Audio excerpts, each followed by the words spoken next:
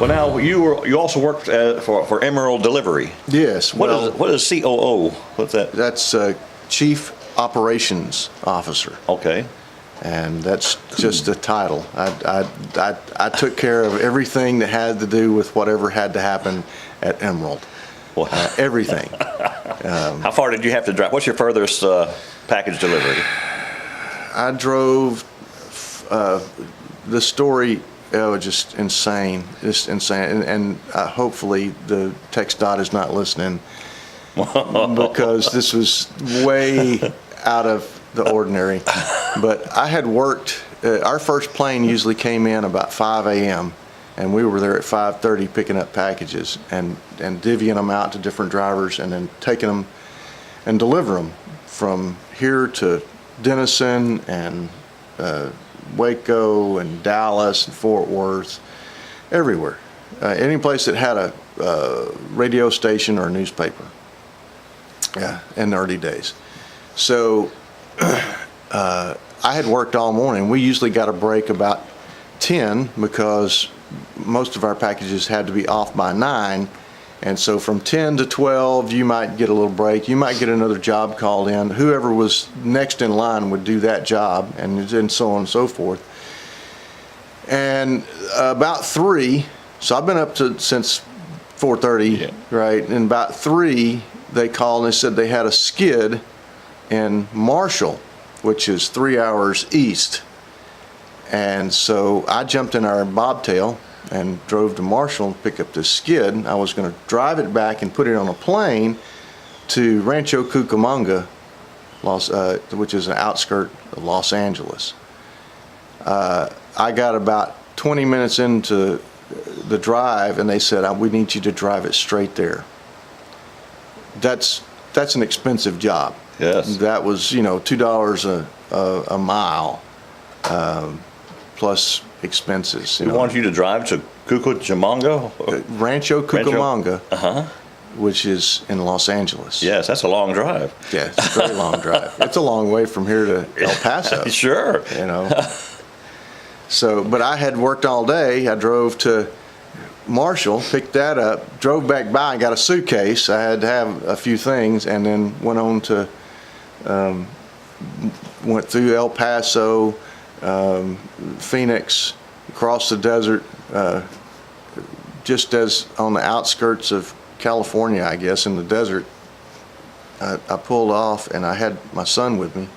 He wasn't driver's age, but he was keeping me awake. Laid down on a concrete table and I told him, in 15 minutes you need to wake me up. Oh.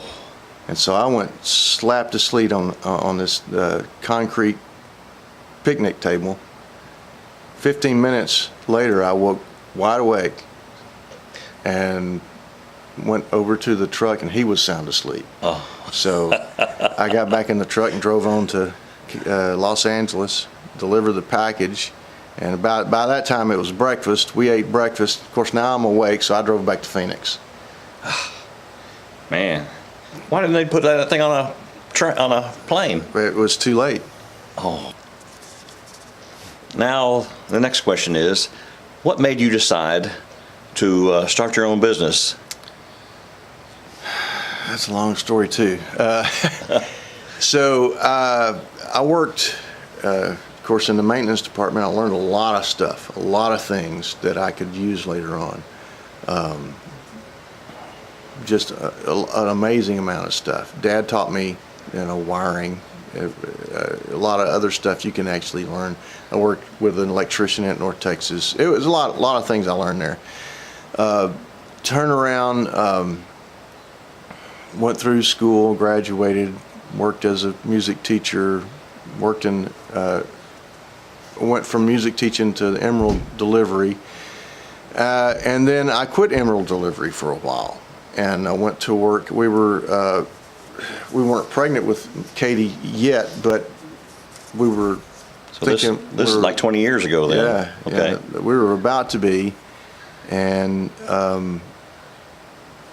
so we didn't have any insurance. We had no insurance when we were driving. We were just driving for money, and the money ran out.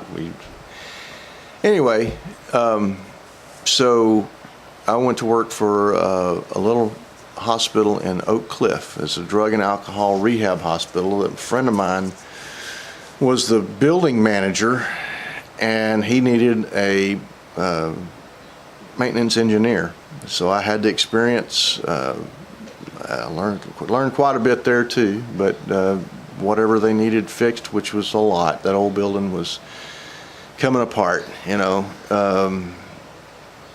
I fixed it, and if I couldn't fix it, then we had to call it in, you know. I had to get somebody else out there to fix it, so I learned stuff from them too. So, you know, it's just a learning experience, but I did that for a while. After that, I sold circuit breakers, inside sales. I would call and get the best price on breakers and sell them to electrical wholesalers. It was interesting. I learned a lot about accounting there. So that's one thing that you got to have is accounting. If you're going to run a business, you need to know how to read your financials. It's important. Oh, okay. Yeah. Well, I'm seeing your bills, and they're very detailed. Yeah. You know. Well, invoices turn into, I mean, basically, you know, in the business world, we're making money. Literally making money. You know, you and I could probably get in here and get some paper and print off some bills, but that would be illegal. But you can legally make money by giving your service out and then turning around and printing an invoice. That invoice is now money. So that, unless they don't pay it, Yeah. you know, Yeah. and lots of things could happen if you don't pay your bills. That's just true. So, you know, but yeah, you can print your own money. You really can. But You always provide the service first. that's true. That's true. So, yeah, but that's an idea.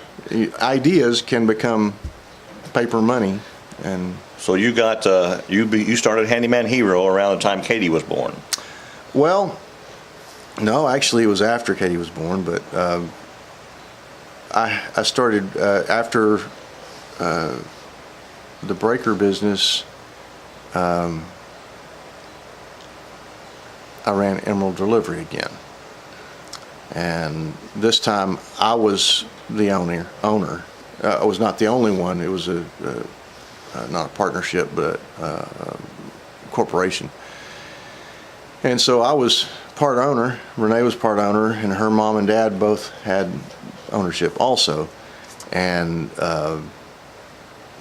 but with that, you know, came a lot of responsibility. It's a 24/7 business. It's just insane. So, you know, we did that some more.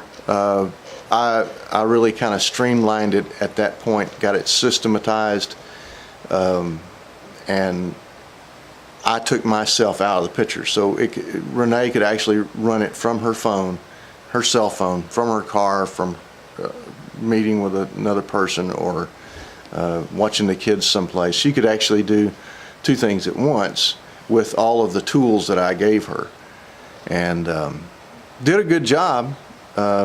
I took my time then and started working with the same guy that I worked with at the hospital. He had now become a contractor and was doing remodels for investors.